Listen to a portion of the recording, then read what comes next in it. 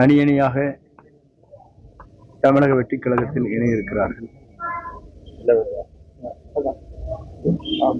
ஆகவே தமிழக வெற்றிக் கழகத்தை பொறுத்தவரையிலும் மக்கள் சக்தியாக எதிர்கால தமிழகத்தை ஆள்வதற்கு, ஒரு புதிய அத்தியாயத்தை உருவாக்குவதற்கு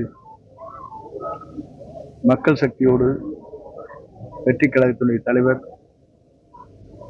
வருகின்ற 18ஆம் தேதி என்று சுற்றுப்பயணத்தை இங்கே மேற்கொள்ள இருக்கிறார்கள். அவர் உரையை பொறுத்தவரையிலும் 18ஆம் தேதி என்று 11 மணியிலிருந்து 12 மணி 1 மணிக்குள் அந்த நிகழ்வு நிறைவேற இருக்கிறது. ஆகவே அந்த நிகழ்வை பொறுத்தவரையிலும் மக்கள் முழுமையாக அவருக்கு ஆதரவளிக்கின்ற வகையில்